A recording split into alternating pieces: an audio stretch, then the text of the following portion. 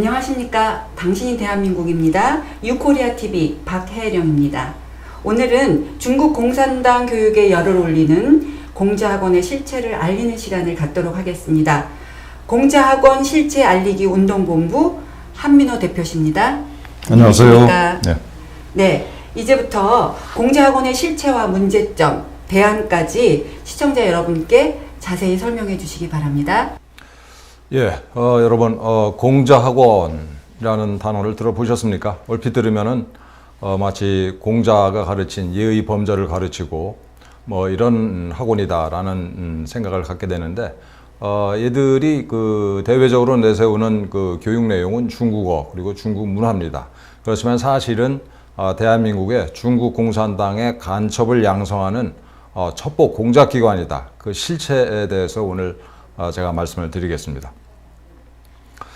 이 공자학원은 그 전 세계 거의 모든 나라에 있다고 보시면 되겠습니다. 세계 500개 이상이고요. 개수로는 미국이 이제 이 65개가 아니라 55개로 줄었습니다. 저희가 이 슬라이드를 만들 때 65개였었는데 그새 또 이렇게 10개가 줄어들었어요. 1년 전만 해도 미국에 119개 정도가 있었는데 1년 만에 60개 이상이 줄어들었습니다. 미국이 공자학원의 정체를 눈치채고 공자학원을 빠른 속도로 이렇게 폐쇄해 나가고 있는 현실을 반영하고 있습니다. 두 번째로 많은 나라가 이제 영국 30개나 되고, 세계에서 세 번째로 공자학원이 많이 설치된 나라가 바로 대한민국입니다. 이 대한민국에 23개가 있는데 하나는 저 강남에 말 그대로 사설 학원 형태로 있고, 22개 대학, 서울부터 저 제주까지 전국에 걸쳐서 이 공자학원이 또 아리를 틀고 있습니다. 아시아에서 최초로 또 세계 최초로 2004년도에 우리나라에 이게 만들어졌고요. 아시아에서는 가장 많은 개수를 가지고 있습니다. 중국 공산당이 이 대한민국을 동북 사성 중에 하나로 만들려는 야심의 표현이다, 이렇게 보시면 되겠습니다. 공자학원을 한마디로 말씀드리면 중국 공산당이 공자를 내세워서 중국어와 중국 문화를 가르친다고 하면서 사실은 공산주의, 특히 모택동 사상을 전파하고, 또 이 공자학원이 또 아리를 들고 있는 나라의 각종 그 과학 정보를 몰래 빼내가고, 또 그 공자학원이 이 뿌리를 내린 그 지역사회의 중국인들을 감시하는 선전, 공작, 첩보기관입니다. 우리가 그동안에 이제 수십 년 동안 중국이 그야말로 눈부신 성장을 하면서 이런 착각을 우리가 이제 많은 사람들이 가지게 됐는데, 어떤 착각이냐면은 미국의 시대에는 이렇게 저물어가고 중국의 시대가 오고 있다. 앞으로는 이제 중국이 세계를 지배할 거다. 그리고 중국이 자본주의를 채택한 나라이기 때문에 우리랑 뭐 체제적으로 별 차이가 없는 그런 나라다라는 착각을 우리가 가지고 있는데, 정말 거대한 착각입니다. 중국 공산당의 목표가 뭔지 우리가 이 원점에서 생각을 해볼 필요가 있는데, 첫째, 대내적으로는 당연히 중국 공산당 일당 독재를 영원히 계속하는 거예요. 이 말을 한번 깊이 생각을 해보시기 바랍니다. 중국 공산당 일당 독재를 영원히 계속하는 것. 중국 공산당이 지금 이 독재를 하면서 이 상무위원들이 7명인데 이 사람들이 재산이 기본적으로 알려진 것만 1조 원이 넘잖아요. 중국 공산당은 전 세계에서 가장 썩어 문드러진 정치 집단이라고 할 수가 있습니다. 이것들이 영원히 독재를 하겠다. 그럴 수밖에 없잖아요. 정권을 뺏기면 지들이 어떻게 되겠습니까? 두 번째, 대외적으로는 얘들의 목표는 세계 제패예요. 이건 이 한민호가 좀 오버하는 거다라고 생각하실 수 있겠는데 전혀 그렇지 않습니다. 실제로 공산주의는 태생적으로 자본주의와 제국주의를 타도하는 게 체제의 목적이에요. 그래서 자본주의, 제국주의를 타도하고 소위 평등사회를 만들기 위해서 독재를 해야 된다. 독재를 하기 위해서 공산당이 영도를 해야 된다. 이게 얘네들의 체제 존립의 근거입니다. 그러니까 얘네들은 평화적 공존, 그러니까 공산주의, 공산당과의 평화적 공존은 말 그대로 망상이죠, 망상. 게다가 우리가 주의할 점은 이 공산 국가라는 게 이 독재를 하고 부패한 체제이기 때문에 주변에 자유롭고 번영하는 나라가 존재한다는 것 자체가 공산당에는 거대한 위협이에요. 그러니까 이 중국 공산당 입장에서는 미국을 중심으로 한 자유진영을 적으로 설정하고 꾸준히 지속적으로 이 전복시키려는 노력을 하지 않을 수가 없는 겁니다. 그래서 거듭 말씀드리는데 공산주의와 우리 자유민주국가는 공존이 불가능한데 그 이유는 다른 데 있는 게 아니고 자유민주국가의 존재 자체가 공산주의에는 위협이다. 체제를 흔드는 위협이기 때문에 그렇습니다. 이게 이제 2017년도 기사인데 중국의 텐센트라고 그래가지고 우리나라에 이제 네이버 비슷한 그 IT 기업이 있어요. 여기서 그 인공지능 그 채팅 로봇을 만들어가지고 이제 시연을 했는데 공산당 만세라고 누가 이제 입력을 했어요. 그랬더니 이 인공지능 채팅 프로그램이 이제 베이비큐인데 이름이 베이비큐가 답변하기를 아니 공산당이 이렇게 부패하고 무능한 집단인데 어떻게 이런 놈들한테 만세라고 할 수가 있냐라는 반응을 보였어요. 그리고 이 당시 이제 이 시진핑 정권을 잡고 나서 국민들한테 중국몽이라는 그 망상 개꿈을 꾸도록 이제 이 선동을 했는데 그 베이비큐에다가 네가 가지고 있는 중국몽은 뭐냐 그랬더니 미국으로 이민 가는 거다라고 답변을 했어요. 그래 공산당에 대해서 좀 애정어린 평가를 좀 할 수 없냐 그랬더니 공산당이 진짜 싫다 이런 답변을 인공지능 채팅 로봇이 했습니다. 이 인공지능이 이런 답변을 한 거는 즉흥적으로 여기서 만들어낸 답변이 아니고 소위 그 빅데이터 그러니까 온라인상에서 중국인들이 했던 온갖 말들을 종합한 결론을 이 베이비큐가 얘기를 한 거죠. 물론 이런 그 해프닝이 있고 나서 이 베이비큐는 바로 사라졌습니다. 그러니까 이 중국 공산당이라고 하는 것이 얼마나 내부적으로 취약한 그 체제인지를 보여주는 에피소드예요. 중국 공산당은 그 세계 정세를 어떻게 보고 있냐면은 미국과의 전쟁이 불가피하다라고 보고 지금 전쟁 중이다라고 생각을 하고 있습니다. 이게 절대 과장한 게 아니고 여기 있는 이 말들 필연적으로 미국 패권 체계와 마찰과 투쟁이 시종 동반될 것이다. 인간의 의지로 어떻게 할 수 없는 세기의 대결이다. 미국과 중국은 반드시 일전을 치른다. 전쟁은 그렇게 멀지 않고 중화세기를 가져올 산파다. 뭐 이런 얘기를 제3자 서방 세계에 있는 누군가가 한 게 아니고 이 중국 공산당 최고위층들이 하는 말입니다. 이게 중국 공산당이 실제로 세계 정세를 이렇게 인식을 하고 있어요. 미국과 전쟁이 불가피하고 지금 전쟁을 하는 중이다. 그래서 이거는 이 2차 대전 당시에 이제 국공내전 당시에 모택동이 했던 말인데 불리하면은 대화를 하면서 틈을 타서 상대방을 공격을 하고 또 유리하면은 주로 공격을 하되 상대방을 교란하기 위해서 대화를 하는 척한다. 그런 전략을 전술을 우리가 채택을 해야 된다라고 모택동이 한 말입니다. 굉장히 유명한 말이에요. 그러니까 이 공산당이 대화를 가지고 나오는 거는 이거는 싸움의 한 전술로서 가지고 나오는 거지 대화 그 자체 평화는 목적이 아닙니다. 그런데 우리는 어때요? 평화 자체가 목적이잖아요. 그래서 공산당은 우리랑 전혀 다른 집단이다 라는 거를 꼭 알고 계셔야 되는 거죠. 중국 공산당의 전술을 간단하게 정리한 게 이제 초한전이라는 건데 항우와 유방이 싸우던 그런 초한전이 아니고 이 한자에 나오는 것처럼 한계를 초월한 한계가 없는 전쟁이다라는 뜻입니다. 이 말은 차오량이랑 왕샹수이라고 하는 두 장군이 중국 공산당의 장군이 1999년에 인민해방군 문예출판사에서 출판한 책이에요. 중국 공산당의 이제 이 전략 전술을 총정리한 책인데 이 두 사람이 초한전을 그야말로 맨 땅에서 만들어낸 건 아니고 중국 공산당이 창설 당시부터 수행해왔던 이 전략과 전술을 총정리한 그 책이라고 보면 되겠습니다. 초한전이라는 단어를 우리 자유애국 시민들이 널리 좀 전파를 했으면 좋겠어요. 중국 공산당은 지금 초한전을 치르고 있는 중입니다. 초한전이 뭐냐? 모든 분야를 전쟁터로 삼고 언제나 말 그대로 언제나입니다. 전쟁 상태에 있고 누구나 이거 꼭 군인들이나 공무원들만 전쟁을 하는 게 아니고 일반 국민들이 다 전쟁 참여자다. 모든 수단을 다 동원해서 전쟁을 해야 된다, 우리는. 이게 초환전이에요. 그래서 예컨대 이 분야를 따지면 군사, 정치, 외교, 뭐 경제, 금융, 과학기술, 이런 교육, 언론, 이런 거는 말할 것도 없고, 마약도 얘들이 이제 그 전쟁의 수단으로 삼고 있죠. 그래서 펜타닐이라고 하는 중독성과 독성이 아주 강한 마약을 중국 공산당이 조직적으로 미국에 수출해서 미국의 젊은이들을 얼마나 오염시켰습니까? 많은 젊은이들을 그야말로 죽음으로 내몰고, 이것도 전쟁의 일환이에요.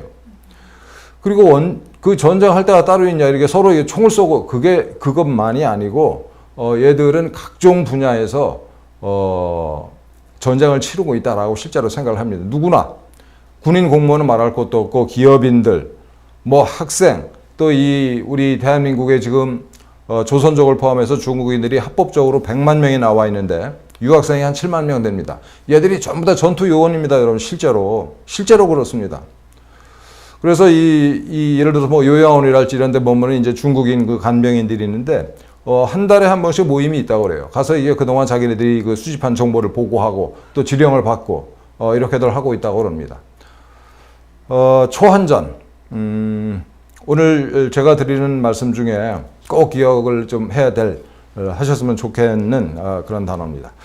초한전의 그런 구체적인 방법을 몇 가지 살펴보면 우선 통일전선 전술이라는 게 있어요. 이건 말 그대로 이 주적, 타도해야 될 적을 하나를 설정을 해놓고 그걸 제외한 모든 세력을 규합을 해서 연합전선을 구축을 해서 우선 주적을 먼저 없애버리고 그 다음에 제2의 적을 또 설정을 해서 나머지 세력을 규합해서 제 두 번째 적을 없애고 뭐 이렇게 해나가겠다는 전술인데, 통일전선 전술이 얘들이 생각날 때 가끔 하는 게 아니고 상시적으로 얘들이 운영하는 전술입니다. 그래서 마오쩌둥이 이제 이 1947년에 중국 대륙을 통일하고 나서 국민당군을 이렇게 내쫓고 나서 중국 공산당에 3대 법보가 있다. 3대 보물단지가 있는데, 첫째는 중국 공산당 그 자체고, 두 번째는 인민해방군, 그리고 세 번째가 통일전선 전술이다라고 모택동이 얘기했습니다. 거듭 말씀드리는데, 중국 공산당은 가끔 통일전선 전술을 하는 게 아니고 상시적으로 통일전선 전술을 하고 있습니다. 대상은 뭐 다른 나라 정치, 경제인, 뭐 군인, 물론의 학자, 또 싱크탱크, 문화예술인, 언론인, 또 물론 이제 자국 출신의 이제 해외 거주자, 해외 동포, 공산당을 제외한 나머지가 다 통일전선 전술의 이제 대상이다, 이렇게 보시면 되겠어요. 방법은 뭐 온갖 너저분한 방법을 다 씁니다. 합법적으로 기부금을 내서 우리 편을 만들기도 하고, 불법적인 뇌물을 주기도 하고, 또 시장을 제공하기도 하고, 또 이권을 제공하기도 하고, 또 일자리를 주기도 하고, 그러니까 이게 이 포섭을 하고 있는 상대방 국가에 이제 유력한 정치인이 있다 그러면 그 정치인의 자식을 공짜로 유학을 시켜줘요. 자기 나라 중국으로 불러들여서. 그래서 공짜로 유학을 시킨 다음에 걔를 또 중국 공산당이 관리하는 중국 정부 산하에 또는 뭐 민간으로 위장한 그 대기업에 이제 취직을 시켜주죠. 또 뭐 이렇게 그야말로 미인계를 써서 이제 꼼짝 못하게 얼건 넣기도 하고. 이거는 작년 10월 26일 날 뉴스위크에 난 기사인데, 작년 10월 26일입니다. 뉴스위크는 뭐 이렇게 이 공화당 쪽으로 이게 치우치는 그런 언론이 아닙니다. 아시다시피 뭐 리버럴한 언론인데, 여기서 이 특집 기사를 실었어요. 제목이 미국을 전복시키기 위한 시진핑의 비밀 계획. 이 기사가 중요한 이유는 미국이 여야 가리지 않고 보수 진보 가리지 않고 중국 공산당의 정체를 이렇게 파악을 하고 대응을 시작했다라는 것을 보여주는 아주 중요한 기사입니다. 이 뉴스위크 기사를 이제 에포크 타임즈라는 데서 번역을 해서 실었는데, 중국의 그 통일전선 조직이 미국에 600개가 암약을 하고 있다라는 내용입니다. 그럼 어떤 게 중국 공산당의 이 통일전선 조직이냐? 중국인들이 이 발을 담그고 있는 모든 조직이 통일전선 조직이다라고 보시면 되겠어요. 예를 들어서 뭐 상공회의소, 이 미국에 진출하는 중국인들끼리의 이제 뭐 이런저런 이 비즈니스를 위한 모임이 있을 거 아닙니까? 그것도 이 통전 조직이에요. 그 다음에 각 대학에 있는 중국인 학생회, 그리고 이제 아시안 아메리칸, 그러니까 아시아 출신의 미국인 협회 뭐 이런 것도 있어요. 이것도 이제 역시 통전 조직이고, 또 예를 들면 뭐 이번에 문제가 된 그 하버드 대학 내 아시아 태평양 출신 학생회라는 조직도 이제 통전 조직입니다. 중국인들이 거듭 말씀드리는데, 중국인들이 참여하고 있는 모든 단체가 통전 조직이다라고 보시면 되겠어요. 우리나라에서도 뭐 전혀 다르지 않습니다. 중국인 향후회랄지 무슨 뭐 원조센터랄지. 또 하나 중요한 게 이 미국에서 이제 한 의원이 바로 그 이 지난달 27일자 이제 기사인데, 자매도시라는 거 있잖아요. 자매도시. 자매도시가 통일전선 공작의 중요한 수단입니다. 자매도시를 맺어가지고 서로 교류하면서 상대방 도시의 유력한 인사들을 다 어떤 식으로든 삶아요. 돈으로 삶든 여자로 삶든 무슨 특권으로 삶든. 그래가지고 이제 친중국 인사로 만드는 거죠. 대표적인 예가 제가 그 유튜브를 따로 하고 있는 게 있는데, 그 변방의 북소리 TV라고 있습니다. 거기에 그 LA가 아니라 샌프란시스코가 이 중국 공산당의 해방구다라는 제목의 유튜브를 하나 찍었는데, 샌프란시스코 인구의 5분의 1, 20% 이상이 이제 중국인들이에요. 그래서 이 샌프란시스코가 그 중국에 있는 도시랑 자매 결연을 맺은 최초의 도시인데, 그게 바로 1980년입니다. 이게 굉장히 오래 거슬러 올라가죠. 벌써 40년 전 얘기인데, 그때 그 상해시랑 그 자매 도시를 체결을 했는데, 상해시장이 당시 장쩌민이에요. 장쩌민은 이후에 아시는 것처럼 중국 공산당 총서기를 10년 이상 했고, 그 다음에 총서기가 후진타오인데, 후진타오도 10년 했는데, 후진타오 10년 동안의 실세는 장쩌민이었죠. 그래서 실제 장쩌민이 중국 공산당을 이제 최근 한 20년 동안 지배하면서 중국 전역에 소위 상하이방을 곳곳에 심어놓고 이제 키워줬죠. 그래가지고 오늘날에 이제 시진핑이 권력 투쟁을 벌이는 대상이 바로 이 장쩌민의 그 상하이방인데, 어쨌든 이 당시 그 샌프란시스코 1980년 당시에 샌프란시스코 시장이 다이앤 파인스타인인데, 지금은 이제 이 상원 의원입니다. 민주당 상원 의원. 벌써 이 상원 의원만 30년을 넘게 하고 있어요. 이 사람이 30년 넘게 상원 의원을 하고 있는 그 배경에는 중국 공산당의 전폭적인 지원이 있죠. 원래 그렇게 돈이 많지 않았는데, 이 중국 공산당 장쩌민의 보호 지원 하에 이 남편이 가진 재산만 1조 원이 넘습니다. 다이앤 파인스타인 남편이 가진 재산이. 그리고 1980년대, 90년대 다이앤 파인스타인 이 부부가 그때는 이제 장쩌민이 그 중국 공산당 총서기 국가 주석으로 이제 승진을 했을 때예요. 그때 이 장쩌민이 초대를 해가지고 자금성 옆에 중남회라고 하는 그 중국 공산당 최고위층의 주거지 겸 이제 집무실이 있습니다. 거기 모택동이 쓰던 그 건물에서 이게 접대를 받아요. 이 다이앤 파인스타인 부부가. 이런 식으로 그 통일전선 공작을 추진하는 이게 중요한 수단이 이 자매도시라는 겁니다. 우리나라의 여러 도시들도 중국의 이 도시들이랑 자매도시를 맺고 있는 데가 꽤 됩니다. 대표적으로 인천 같은 경우에는 텐진이랄지 충칭 뭐 이런 두 도시랑 자매 결연을 맺고 있죠. 초안전에 또 하나 사례를 말씀드리면은 해외 언론을 중국 공산당이 다양한 방식으로 이 친중화 하든가 아니면은 자기의 어떤 그 손발로 만들어 버립니다. 대표적으로 이제 뉴욕 타임스 같은 경우에는 뉴욕 타임스 최대 주주가 미국인이 아니고 멕시코의 최대 재벌입니다. 지금 갑자기 제가 생각이 안 나는데 그 멕시코 최대 재벌이 이제 뉴욕 타임스의 최대 주주인데, 바로 멕시코의 그 재벌이 중국 공산당의 지배를 받고 있어요. 그 다음에 뭐 이런 사례가 많습니다. 미국의 뭐 유수한 언론들이 예를 들면 워싱턴 포스트랄지 뭐 ABC랄지 뭐 CNN이랄지 이런 데들이 다 심지어는 블룸버그마저도 이게 중국 공산당과 이 사업상 이해관계로 다 얽혀 있어요. 그러다 보니까 그 언론들이 반중 기사를 싣기가 굉장히 이제 어려운 거죠. 지분을 이게 매수하든가 아니면은 이제 기사형 광고를 실어가지고 뭐 이게 수억 원, 수십억 원을 줘가지고 이제 기사처럼 생긴 광고를 내도록 하는 거죠. 심지어는 월스트리트 저널 이런 그야말로 세계적인 언론마저도 중국 공산당으로부터 돈을 받고 그런 기사용 광고를 이게 내기도 하고 그랬습니다. 우리나라도 예외가 아니에요. 이거 보시면은 2018년도 12월 28일 날 중앙일보에 난 광고인데 이게 광고처럼 보입니까? 이게 거듭 말씀드리는데 기사형 광고죠. 이거를 시리즈로 여러 번 실었어요. 중앙일보뿐만 아니라 다른 언론에도. 이런 걸 실음으로써 어떤 효과가 있을까요? 우선 이게 광고인지 모르고 뭐 읽는 독자들을 이렇게 뭐 현혹하는 그런 효과도 있겠습니다만은 그거보다는 사실은 이 기사를 실음으로써 돈을 버는 그 언론 매체 논조를 좌지우지할 수 있겠죠. 뭐 이런 짓들 다 이제 통일전선 공작의 일환입니다.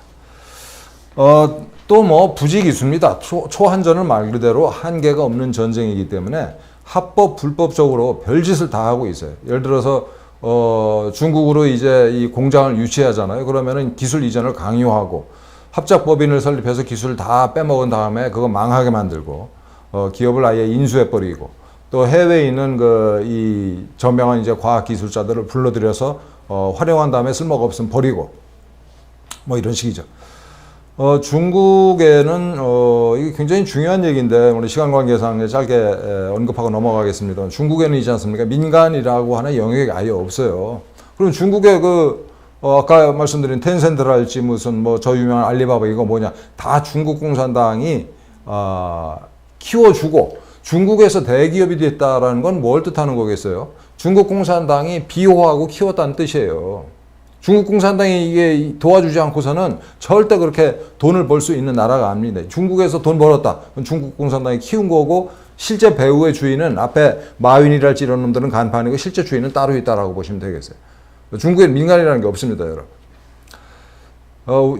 또 보조금으로 외국의 경쟁기업 우리나라 태양광 산업 다 무너져 버렸잖아요. 중국 애들 때문에. 그리고 이제 무차별적으로 이제 정보를 수집을 해요. 해킹은 물론이고, 불법적인 해킹은 물론이고, 합법적인 예를 들어 틱톡 같은 이런 걸 통해서 무차별적으로 정보를 수집해가지고 얘들이 이제 AI를 동원해서 그 정보를 가공을 하고 걸러내죠.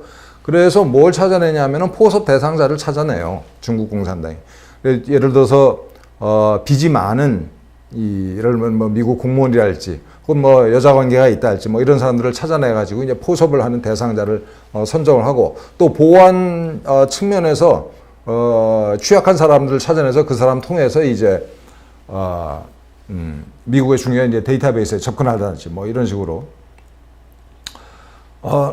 또 중요한 게 BLM 운동이라고 그래가지고 그 블랙 라이브스 매터 흑인 인권 운동으로 우리가 알고 있지만 사실은 흑인 인권 운동을 내세워서 이 미국 사회를 불안하게 만드는 이 중국 공산당이 조종하는 극좌 폭동 단체입니다. 블랙 라이브스 매터. 그런데 놀랍게도 작년 6월 달에 우리나라 최고의 연예인들이 일제히 BLM을 지지한다는 선언을 했어요.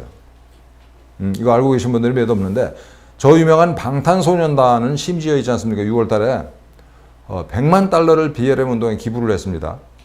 우리 돈으로 한 12억 가까이 되는 돈을. 그래가지고 이 BTS가 100만 달러를 기부하니까 BTS 팬들이 그 어린애들이 또 100만 달러를 이틀인가 사흘 만에 모아가지고 기부를 했어요. 또 저 유명한 가수 B 또 많습니다. 6월 달에 이 BLM을 지지한다는 선언을 한 우리 연예인들이 많아요. 그럼 이게 우연의 일치일까? 한번 생각해 보십시오. 우연의 일치겠어요? 6월 달에. 우리 연예인들이 아시는 것처럼 말 한마디 잘못했다가 매장당하는 사람들이 많아가지고 소속 기획사에서 말 그대로 단어 하나까지 갈아서 발언을 하도록 이렇게 지도하고 감독을 하는데 이런 과감한 짓을 한두 명도 아니고 BTS, B를 비롯한 우리나라 최고급의 연예인들이 일제히 BLM을 지지했다. 그 배후에 중국 공산당이 작업을 했다라고 보는 게 합리적이죠. 중국 공산당이. 그럼 얘들은 왜 우리나라 BTS, B 같은 애들이 뭐가 아쉬워서 중국 공산당의 지령을 받냐? 이 친구들이 우리 연예인들이 있잖아요. 우리 연예인들이 돈을 버는 최대 시장이 중국입니다.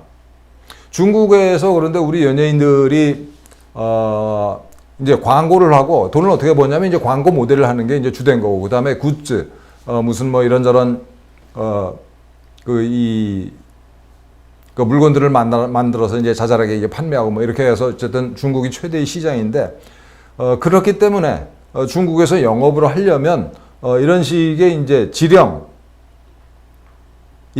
뭐 사실은 거절할 수 없는 부탁이 들어오는 거죠.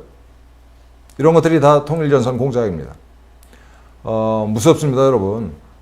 우리가 이 가수들이나 게임 같은 경우에 이제 중국에 현지화한다 뭐 이런 얘기들 많이 했는데, 저도 이게 잘 모를 때는 정말 훌륭하다, 중국에 현지화해야지 라고 생각을 했었는데, 다른 나라에서는 정부가 관여하지 않지만 이게 이 자유민주 국가에서는, 일본이나 뭐 그 미국에서 현지화한다 그러면 그 나라 정부가 관여를 하겠어요? 근데 중국에서는 현지화한다라는 건 무슨 뜻이냐면 중국 공산당의 무릎 밑으로 들어간다는 뜻이에요. 이거 무서운 겁니다, 이거. 그럼 공자학원은 이와 같이 이 중국 공산당의 초한전, 그리고 통일전선 공작에서 어떤 위상을 갖는가? 이 중국의 그 통일전선 공작의 핵심 중에 핵심이 바로 공자학원입니다. 중국 공산당은 당원들이 약 1억 명 정도 되는데, 이 1억 명 정도 되는 사람들 중에 최고위층이 정치국원이라는 게 있어요. 정치국원은 25명밖에 안 됩니다. 가끔 이제 이 중국의 외교부장 왕이라는 놈이 우리 문재인을 만나면은 마치 동생이나 아랫사람 격려하듯이 이렇게 허리나 어깨를 툭툭 쳐주잖아요. 그건 있잖아요. 이 윗사람이 아랫사람에게 할 수 있는 그런 바디랭귀지죠. 아니, 아랫사람이 예를 들어서 부하가 이 정부로 치면은 뭐 이렇게 국장이랄지 과장이 장관 만나가지고 허리를 툭툭 치면서 반가운 걸 신용할 수 있을까요? 불가능한 거죠. 왕이가 의식적으로 그랬든 무의식적으로 그랬든 그건 지가 상전이다라는 표시를 하는 거예요, 문재인이한테. 어쨌든 그 왕이가 정치국원일까요? 아닙니다. 외교부장마저도 정치국원이 아니에요. 그 정도로 정치국원은 중국 공산당의 최고위층이다. 이 정치국원 중에서도 최고위층이 25명 중에 7명이 시진핑을 비롯한 이제 상무위원인 거죠. 그런데 여러분, 이 공자학원을 바로 이 정치국원을 하면서 통일전선 공작 부장을 하고 있는 사람이 만들었어요. 당시에 이제 류엔둥이라고 하는 정치국원 통전부장이 만들었고, 그 후계자 역시 통전부장이고 정치국원인 순출란이 만들었죠. 이 공자학원이라는 게 얼마나 중국 공산당한테 이제 중요한 수단인지를 보여주는 대표적인 증거입니다. 그래서 이 중국의 고위층이 다른 나라를 순방하면은 아무리 바빠도 거의 항상 공자학원은 들러서 공자학원에 힘을 실어줍니다. 이거는 시진핑이 이제 아직 부주석일 때 2010년도에 호주의 로얄 멜버른 그 공과대학을 방문해서 공자학원 그 개소식에 참여를 한 거예요. 중국 공산당이 얼마나 이 공자학원을 중시하는지를 보여주는 대표적인 사진입니다. 그럼 공자학원을 어떻게 설립하고 어떻게 운영을 하느냐? 외견상으로는 이 중국 공산당이 앞에 나서는 게 아니고 중국의 이제 교육부 산하에 국가 한판이라는 게 있습니다. 이제 그러니까 한어, 중국어 보급 센터 비슷한 역할을 하는 게 있고, 그 밑에 공자학원 총부라는 게 있어요. 그래서 공자학원 총부에서 예를 들어서 우리나라의 이제 충남대랑 이 중국의 이제 대학이랑 자매 결연을 맺어주는 식으로 하는데, 실제로는 거듭 말씀드리는데 중국 공산당이 다 하는 거다라고 보시면 되고, 그래서 어떻게 하냐면은 이제 이 두 대학이 MOU를 체결하면 중국 측에서 10억 원 내지 20억 원을 줍니다. 그 대학, 우리나라 대학 측에, 또 이게 그 공자학원을 유치하는 대학 측에, 그리고 연간 운영비를 다 중국이 다 부담해요. 그러니까 우리 그 공자학원을 수용하는 그 대학 입장에서는 교실이랑 사무 공간만 제공해 주는 거예요.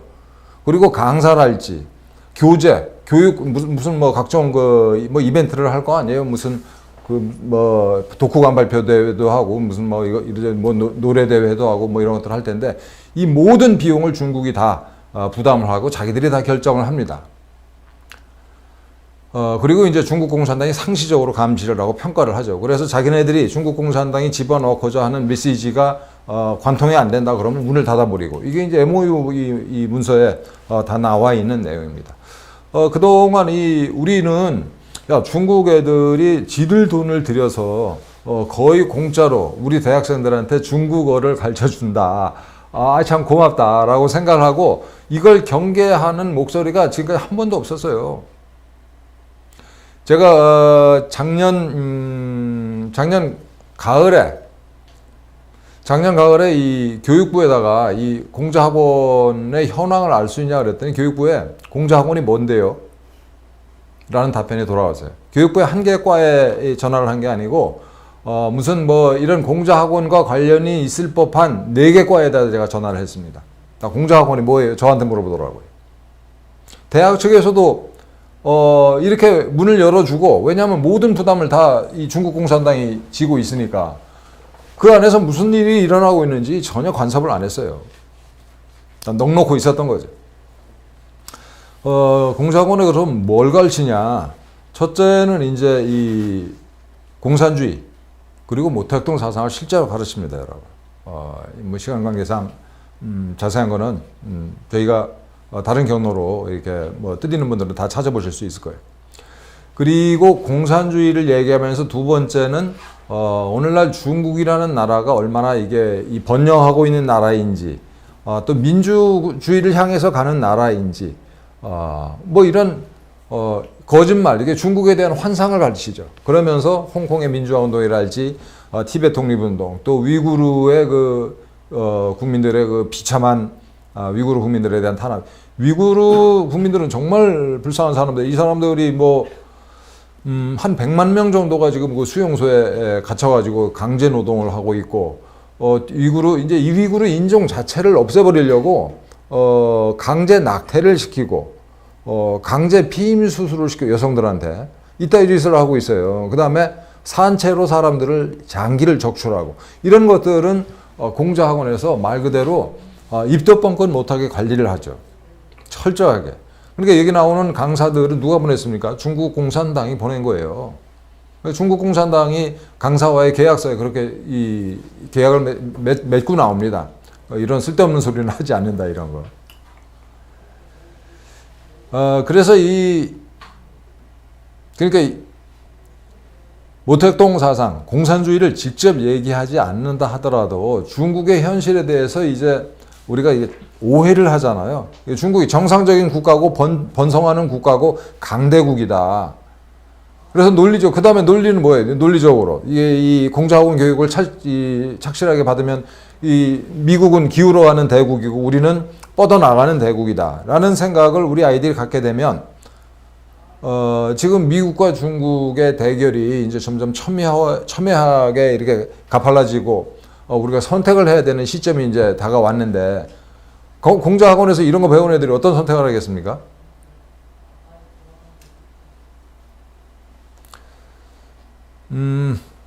공자학원이 일단 그 대학에 이렇게 자리를 잡으면은, 그 대학을 근거지로 해서 지역사회 전체를 오염시켜요. 그래서 주변에 있는 초, 중, 고등학교에 공자교실이라는 프로그램을 운영을 합니다. 그래서 여기서 또 공자학원에서 가르치는 똑같은 내용을 가르치는 거예요. 중국에 대한 환상을 심어주죠.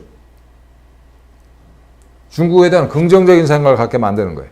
그 다음에 지역 주민들 대상으로 각종 이제 이 문화 프로그램을 운영을 하면서 서서히 중국에 대한 호감을 가지는 사람들을 길러내는 거예요. 또 이 교육계의 그 지도층 인사들, 이제 교장들이랄지, 초중고등학교 교장들, 주기적으로 이 중국으로 불러가서 공짜로 이제 연수를 합시고, 불러다가 이제 잘 먹이고 공짜로 여행도 시켜주고 그다음에 이제 고위층이 나와서 이 격려를 해줘요. 그래 뭐 덕담도 해주고 그러면 이제 얼마나 황송합니까? 그런 대우를 받고 나면 중국에 대해서 호감을 갖지 않을 수가 없죠.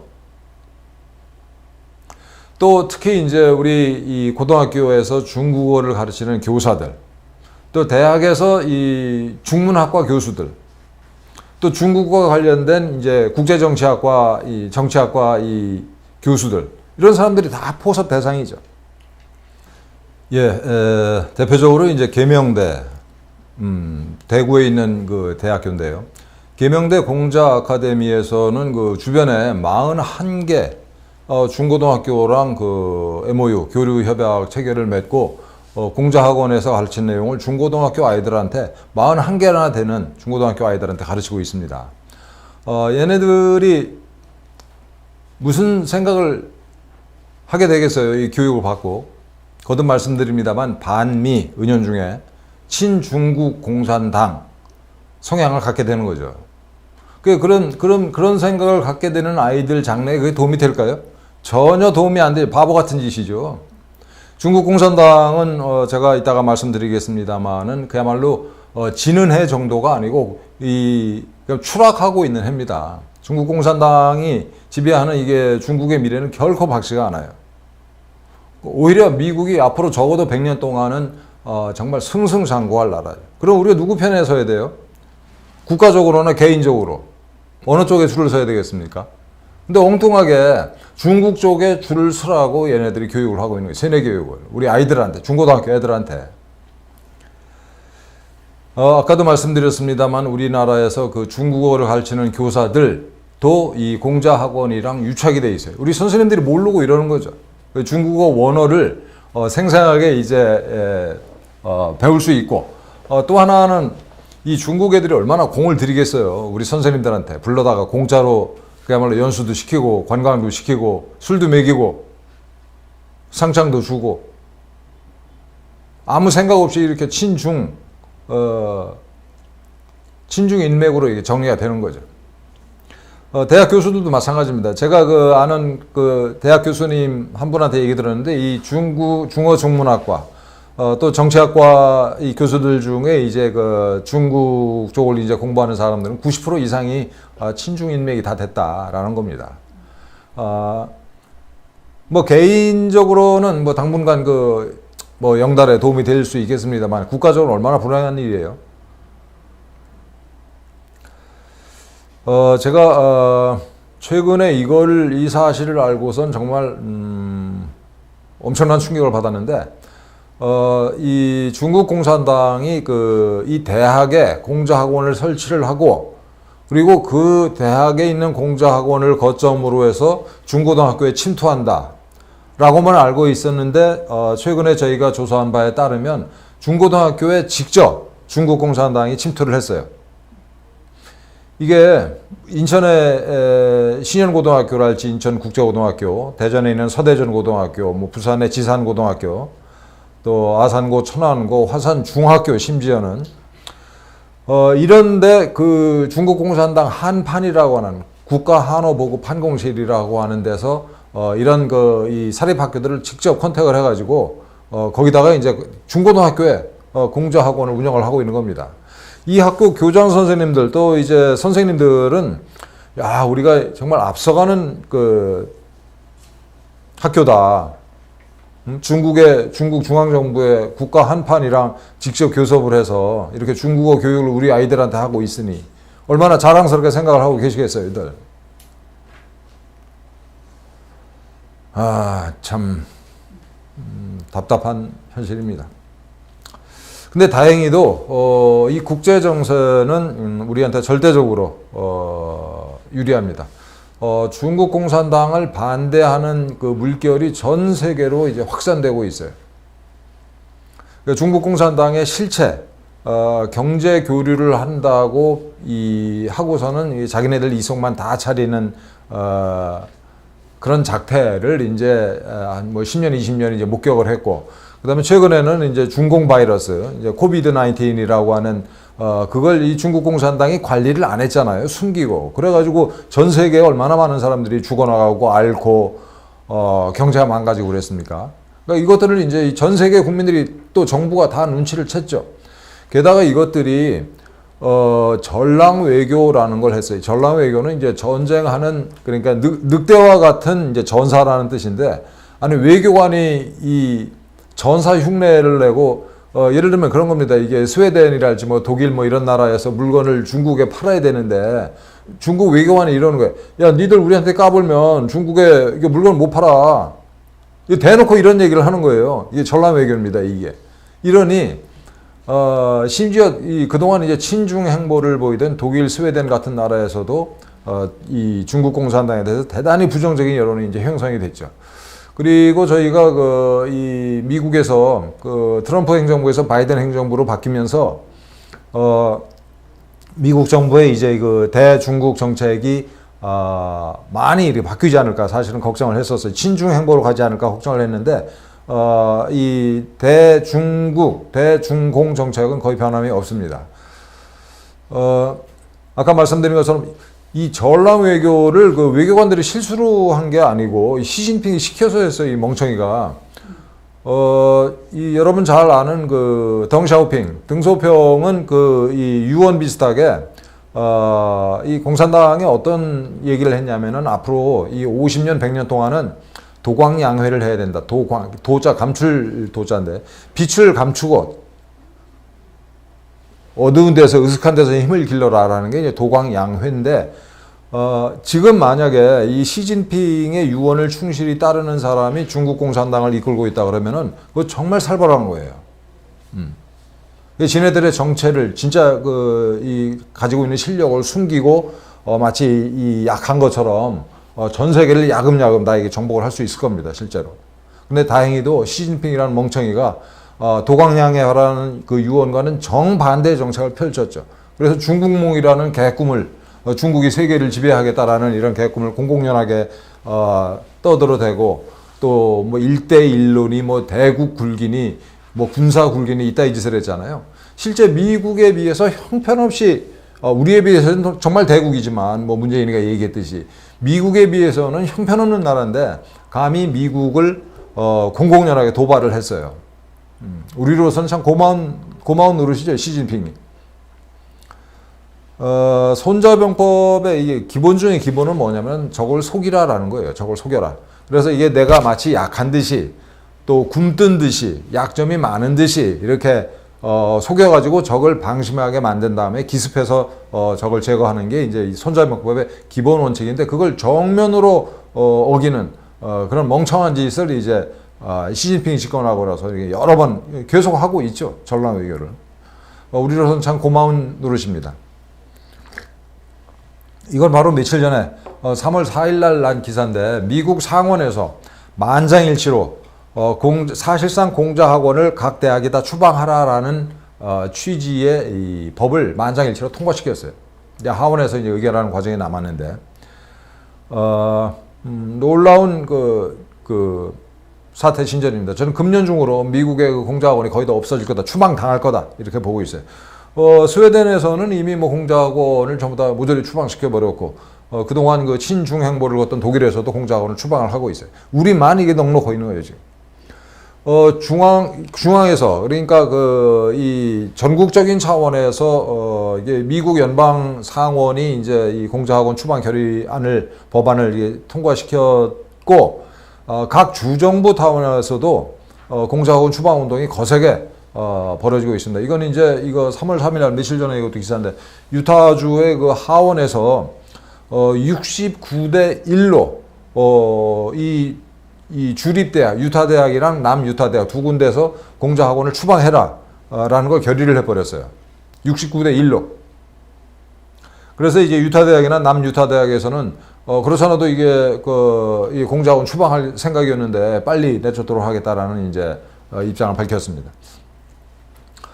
요것도 며칠 전 3월 4일자 이제 기사인데 미국의 퓨 리서치 센터라는 데서 미국 사람들이 중국을 어떻게 생각하는지 여론조사를 했는데 맨 왼쪽의 표만 보시면 되겠습니다. 가운데 거는 이제 공화당, 오른쪽에 민주당의 인식인데 종합해서 보면은 2018년도에는 중국에 대해서 대단히 부정적인 생각을 가진 사람들이 23%, 뭐 대충 부정적인 생각을 가진 사람들이 23%.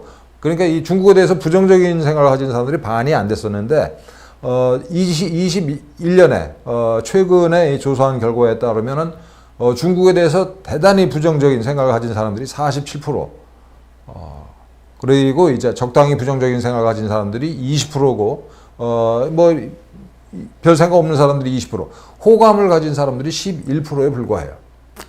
그래서 이 중국 공산당에 대한 미국민들의 인식은 확실하게 부정적인 걸로 이게 자리를 잡았고, 공자학원 추방운동은 미국에서 금년에 더욱더 가속화될 거다. 작년에 한 65개 정도가 폐쇄가 됐는데 지금은 55개 남았는데 이것도 금년에 다 폐쇄될 거다, 이렇게 저는 보고 있어요. 자, 근데 이 중국의 미래는 어떻게 될 거냐? 아직도 이제 아직도 미국이 이제 지는 해다. 중국이 이제 세계를 지배할 거다, 이런 멍청한 망상에 빠져 있는 사람들이 많은데, 중국은 내우 외환 때문에 해체되고 무너질 겁니다. 내우는 뭐 독재는 이루 말할 수가 없어요. 정말 극악한 독재입니다. 부패는 있잖아요. 가끔 신문에 나잖아요. 이게 지방 이제 성에 뭐 총석이랄지 뭐 우리로 치면 군수랄지 뭐 이 정도 되는 놈들도 이 가끔 재수 없이 걸리는 놈들이 집안에 금괴가 이렇게 쌓여 있고 그리고 대단히 이제 비효율적인 경제를 가지고 있죠. 왜냐하면 합리적 판단을 안 하잖아요. 이게 당에서 야, 여기다 투자해, 그러면 그냥 투자하는 거예요. 거기서 만들어낸 물건이 팔리든 안 팔리든. 이게 전국적으로 만연해 있습니다. 또 빈부 도농격 잘 알지. 부채가 이 부채 문제 계속 이제 경보음이 울리고 있죠.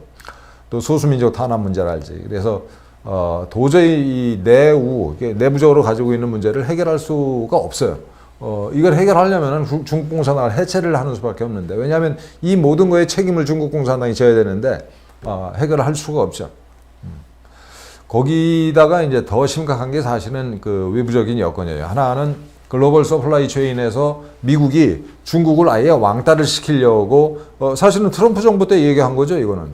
이 중국을, 그러니까 이 국제 분업 질서가 어떻게 되어 있냐면은, 첨단 기술이랄지 원천 기술을 이제 미국이 개발을 하고, 그거를 활용할 수 있는 이제 소재랄지 부품 장비는 이제 일본이 담당을 하고, 그래서 그걸 갖다가 우리 한국에서 중간재를 만들어서 이거를 이제 중국에 팔아서 중국에서 이제 싸구려 물건을 이제 조립을 해서 전 세계에 내다 파는 이런 식의 이제 글로벌 서플라이 체인이 이제 지금까지 작동을 해서 이거 덕분에 중국이 이렇게 엄청난 떼돈을 번 건데, 여기서 중국을 아예 왕따를 시켜버리고 생산 기지를 어디로 인도나 동남아시아 국가로 옮긴다는 거 아니겠습니까? 그럼 중국이 뭐 먹고 살겠어요, 앞으로? 게다가 심각한 게 반도체죠, 반도체. 중국의 반도체 산업이 이제 그야말로 재기 불가능하도록 전부 다 밟아버리겠다는 게 미국의 입장이지 않습니까? 그럼 반도체를 못 만든다, 성능 좋은 반도체를 못 만든다, 이렇게 되면 중국이 도대체 뭘 할 수 있겠습니까? 현대전은 전자전인데 전쟁을 할 수 있겠어요, 얘들이? 미사일이나 하나 제대로 쏠 수 있겠습니까? 중국은 끝난 거죠. 경제적으로는 이렇고, 군사적으로도 소위 이제 쿼드 플러스라고 그래가지고 미국, 그 다음에 일본, 인도, 호주 이 4개 나라 플러스 알파, 뭐 대만이랄지 무슨 베트남이랄지, 우리도 요새 이제 간신히 분위기가 심상치 않으니까 이제 한국 정도 기웃거리고 있는데, 이 쿼드라는 이게 아시아판 나토를 만들어가지고 중국 공산당을 포위를 해서 목을 조르겠다, 숨통을 아예 막아버리겠다라는 게 이제 미국의 전략입니다. 그래서 이런 상태에서 뭐 중국이 어떻게 하겠어요? 중국의 미래는 뻔한 거죠. 이런 상태에서 공자학원을 통해서 중국 찬가를 부르고 중국 전문가를, 우리 학부모님들 생각을 한번 해보십시오. 이게 어디에 줄을 서야 되겠는가? 자, 말씀드린 것처럼 이제 이 글로벌 서플라이 체인에서 중국을 아예 빼버리겠다라는 얘기를 이제 바이든 행정부에서도 하는 거예요. 쿼드, 이 트럼프 정부 때 처음 나왔던 이게 발상이죠. 이게 쿼드 플러스가 그거를 바이든 정부 때 계승한다는 얘기고. 그래서 이런 상태에서 이 공자학원 추방 운동이 어떤 의미를 갖는 것인가. 지금 중국 공산당은 아까 말씀드린 것처럼 미국을 상대로 또 전 세계 자유 진영을 상대로 전쟁을 하고 있는 겁니다. 실제로 전쟁을 하고 있어요. 이런 상태에서 대한민국 국민이 그러니까 미국과 이 중공의 이 세기적인 대결에서 우리가 가만히 이게 눈동자만 굴리고 있을 것인가. 2차 대전 때 우리 독립운동가들이 뭐 이렇게 중국에서는 뭐 이게 김구 선생도 있었고 광복군 500명에 불과했습니다, 여러분들. 2차 대전에 실제로 참전을 못했어요. 이승만 대통령께서는 열심히 이제 외교적으로 활동을 하셨습니다만, 그렇게 비중 있는, 우리가 이 한민족이 그 2차 대전 승전 과정에서 역할을 제대로 못했습니다. 앞으로 그 세계 질서가 지금 벌어지고 있는 그 미중 전쟁의 결과에 따라서 세계 질서가 이제 재편될 텐데, 이렇게 새롭게 만들어지는 세계 질서 속에서, 우리의 발언권이 과연 지금 상태로는 우리 발언권이 과연 주어지겠는가? 미국 사람들 또는 뭐 일본 이게 이 쿼드 플러스에 이게 참여하는 그런 국가들에서 우리를 뭘로 보겠습니까? 한국 사람들을 동맹으로 생각을 하겠어요? 또 새로 만들어진 국제 질서 속에서 일정하게 우리한테 역할을 주겠습니까? 우린 있잖아요. 미국이나 일본이 이 국제분업 질서에서 이게 한국을 빼겠다 맘먹으면은 아주 길면 한 10년이면 우리 원시 시대로 돌아가야 돼요. 비참하게 살게 됩니다, 우리가. 그래서 이 전쟁에서 우리도 이게 자유진영의 일원으로서 우리 역할을 해야 되는 거죠. 그래야 뭐 할 말이 있는 거 아니에요. 또 새로이 만들어지는 국제분업 질서 속에서 우리의 입지를 확보를 할 수 있는 거고. 그래서 이 공자학원 추방운동은 단순히 이제 공자학원을 추방하자라는 그건 뭐 1차적인 목표입니다만 보다 큰 의미에서는 이제 반중국 공산당 투쟁에서의 한국인들의 그 반중 투쟁의 상징이자 원점이다, 출발점이다. 저는 이렇게 생각을 하고 있어요. 그래서 저희가 그 작년에 이제 우리 생각을 알리려는 뭐 이런저런 노력을 했습니다. 이게 서울 뭐 대전 이런 데 다니면서 이 다큐멘터리 영화도 이제 같이 봤고, 또 11월에는 그 중국 대사관 앞에서 공자학원 추방을 요구하는 기자회견을 열었어요.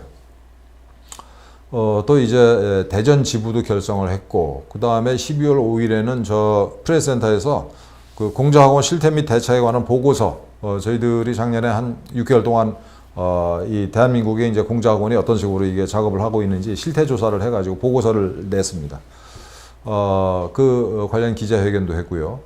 또 대구에서 이제 관련 세미나도 했고, 또 금년 들어서는 부산 지부도 결성했고, 또 인천 지부도 결성을 했습니다.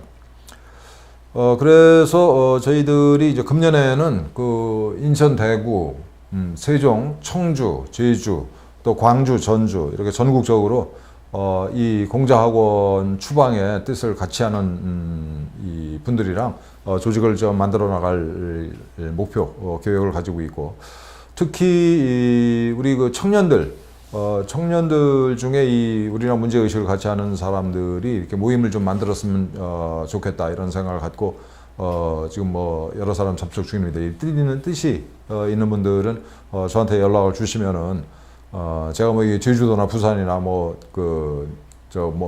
여기 완도나 가리지 않고 다니면서 상의를 드리겠습니다. 금년에는 이 국립대학의 그 공자학원이 이제 6개나 돼요. 저 인천대학교, 강원대학교, 충남대학교, 뭐 충북대학교, 또 안동대학교, 제주대학교 이렇게 6개나 되는데, 사립대학이 요즘에 이제 그 인구가 줄면서 그 학생들이 정원을 채우기 어렵잖아요. 이 지방대학들 같은 경우에. 그런 대학들이 이 공자학원을 통해서 중국의 유학생들을 불러다가 학교를 근근히 유지하는 학교들이 꽤 돼요. 그러니까 그런 학교들 같은 경우에는 공자학원 추방하라라고 얘기하는 게 굉장히 이제 부담이 될 수가 있겠죠. 그럼에도 불구하고 해야 되는 겁니다만. 그러나 어쨌든 금년에는 그런 그 어떤 이 학생들을 이렇게 채워야 되는 그런 압박에서 이제 다소 좀 떨어져 있는 국립대학 소재 공자학원 6개는 이제 금년에 좀 추방시키는 쪽으로 저희가 캠페인을 벌여나갈 계획입니다. 그리고 미국에서 공자학원 추방과 관련된 그 법안이 이렇게 제출이 됐는데 그런 것들을 참고해서 우리도 이제 공자학원 추방을 위한 그 법안을 만들어서 이제 국회의원 통해서 발의를 할 계획을 가지고 있습니다. 그리고 홍보 교육 활동을 이제 열심히 하고자 합니다. 그래서 우리 이 애국 동지 여러분께서 이 공자학원의 심각성을 좀 널리 알려주시고 아까 말씀드린 것처럼 저를 불러주시면 뭐 원근 각지 뭐 마다 않고 열심히 돌아다니면서 상의를 드리겠습니다.